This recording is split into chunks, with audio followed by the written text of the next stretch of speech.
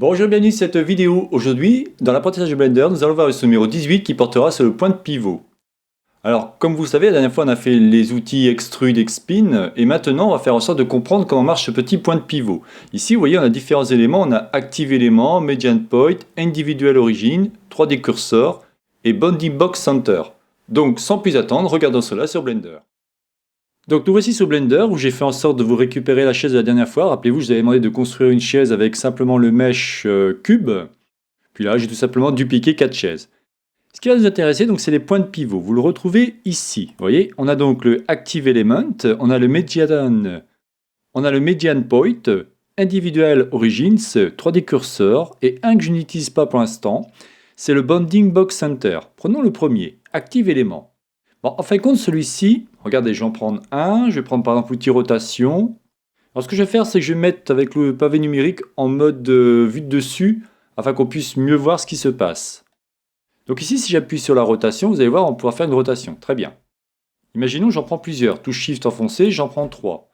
Je fais une rotation. Lequel qui fait une rotation, en fin de compte, vous voyez, c'est le dernier sélectionné. Voilà l'intérêt du, on va dire, du Active Element. Alors ça va marcher bien évidemment pour la rotation comme par exemple le redimensionnement. Vous voyez, si je prends S, c'est le dernier qui est pris en compte, mais qui aussi prend en compte les deux autres. Si on prend maintenant le Media Point, c'est l'élément par défaut. C'est-à-dire que dès que vous allez sélectionner un élément, vous voyez, celui-ci récupère, on va dire, il est au centre de cet objet. Alors là, on ne le voit pas bien. Pour savoir ce qu'il en est, il suffit d'aller ici, vous allez dans le Bounding Box, et vous allez bien voir qu'ici, vous voyez, votre centre de gravité, ou alors votre point, on va dire, c'est le point de pivot, est bien au centre de votre objet. Donc là, je me remets en mode wireframe, ou alors tout simplement solide. Donc ici, en fin de compte, chaque élément, que si on sélectionne un élément, là aussi, je vais mettre en mode vue dessus, je fais par exemple une rotation, vous voyez, ça fonctionne. Si par contre j'en sélectionne deux, celui-ci va faire la moyenne des deux. Et là, j'aurai une rotation sur les deux. Imaginons, je prends les 4, touche Shift enfoncé, et je fais une rotation, vous voyez, il a bien fonctionné par rapport à ça. Donc vous l'aurez compris, à chaque fois qu'on va sélectionner un objet, si j'en prends un, pas de problème. Si j'en prends deux, celui-ci va faire la moyenne et va dire le centre de rotation ou le point de pivot se trouve ici, et ainsi de suite. Si on prend le suivant, c'est Individual Origin. Alors celui-là est très intéressant aussi. Je me mets en mode vue dessus, je fais une rotation, pas de problème. J'en sélectionne un deuxième, je fais une rotation. Vous voyez ce qui se passe? En fin de compte, ça fait une rotation sur chaque élément sélectionné. Donc rotation ou redimensionnement ou déplacement selon ce que vous aurez fait. Vous voyez, si je fais déplacement, celui-ci va se déplacer. Ce qui est intéressant, c'est par exemple le scale. Vous voyez, il va scaler en fin de compte tous vos éléments. Ou alors, il va faire une rotation de tous vos éléments. Un qui est assez intéressant aussi à utiliser, c'est celui-ci, 3D Cursor. Alors 3D Cursor, vous l'aurez compris, c'est ce petit élément qui est composé d'un cercle blanc et rouge. Et quand vous cliquez comme ça, rappelez-vous, c'est comme ça qu'on va, admettons, si je fais Shift A, je vais pouvoir tout simplement ajouter un cube. C'est à l'endroit où ça se trouve. Regardez, je me mets en mode 7, donc je suis en orthogonale. Imaginons, je me mets ici. Je fais Shift A, je dis tiens, je veux ajouter un cube, il se met bien ici. Parfait. Donc là, je supprime mes deux cubes avec la touche X, et on va continuer.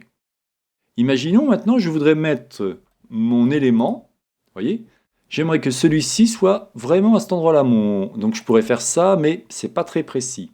Alors ce qu'on fait, c'est qu'on passe en mode édition, on fait CTRL-Tab afin de sélectionner un vertex, on sélectionne celui-ci, et là par contre, je clique au même endroit. Bon là, j'ai eu de la chance, je suis au bon endroit. Et si par contre, je passe maintenant en mode objet, je repasse en mode vue dessus, je fais une sélection, c'est-à-dire que là, je vais faire une rotation, vous voyez. Je vais bien faire une rotation par rapport à ce point-là. Donc c'est très intéressant, vous pouvez par exemple mettre ici, on va dire, votre objet c'est celui-ci, vous faites une rotation à partir de 3D Cursor, et vous avez vu, celui-ci va faire une rotation. Alors attention, rappelez-vous que là, je suis en mode, on va dire, un user et non orthogonal, il faudrait que je fasse 7. Et là, par contre, si je le fais, je suis bien sur les axes X et Y. Bon, ça, c'est à vous de voir. Mais vous l'aurez compris, ces éléments, donc le point de pivot, l'active élément, en fin de compte, vous allez pouvoir modifier le dernier qui va être activé. Le median point, c'est celui par défaut, tout simplement. Chose aussi intéressante, rappelez-vous, Shift C va permettre de mettre le curseur ici à l'origine. Si par hasard votre point d'origine, vous voyez, c'est ce petit point, se retrouve ici, ça sous-entend que ici, vous étiez comme ça, origine 3D curseur. Vous voyez ici, on a cette origine. Pour que votre point apparaisse ici, il faut simplement faire géométrie, origine to géométrie. Et là, vous voyez, votre point revient. Si je prends celui-ci, pas de problème. Je prends celui-ci, pas de problème. Une dernière chose intéressante aussi, alors j'en reviendrai bien évidemment dessus, vous pouvez voir ici qu'il y a 4 chaises que j'ai dupliquées avec Shift D. Pas de problème. Par contre, vous voyez, il y a quelque chose qui est bizarre, c'est que là, j'ai une couleur qui n'est pas très belle. Donc ici, vous voyez, c'est tout simplement les normales. Cette fameuse couleur grise, grisâtre, c'est normal. Si je me mets en mode édition, je fais touche A enfoncée afin de sélectionner l'intégralité de mon objet, pardon. Vous avez ici ce qu'on appelle les normales, vous voyez. Donc là, pour l'instant, si je clique, admettons ici, vous allez avoir des espèces de petits traits qui apparaissent, vous voyez. Et si maintenant je fais CTRL-N, d'un seul coup, mes traits vont plus aller vers l'extérieur, et non l'intérieur. Regardez si j'accentue un peu mes traits. Je vous en reparlerai plus tard, mais je voulais vous expliquer ça. Quand vous créez mon modèle, parce que maintenant, avec toutes les vidéos que j'ai commencé à faire, en l'occurrence au niveau de modélisation, vous aurez sûrement de temps en temps des éléments qui seront avec une face, on va dire, grisâtre, parce qu'on n'a pas encore vu les matériaux, ou juste un petit peu comme ça. Ça sous-entend simplement que votre élément, vous voyez, on sélectionne comme ça, vous appuyez sur touche A, CTRL-N tout simplement, et automatiquement celui-ci va remettre les normales dans son état. Ne vous inquiétez pas, comme je vous dis, on en reparlera, mais plus tard. C'était juste vraiment une petite aparté. Voilà, donc je n'en dirai pas plus sur le point de pivot. C'était donc la chaîne Savoir pour tous, réalisée par Jean-Michel. Si vous avez aimé cette vidéo, n'oubliez pas de liker ou tout simplement vous abonner à ma chaîne.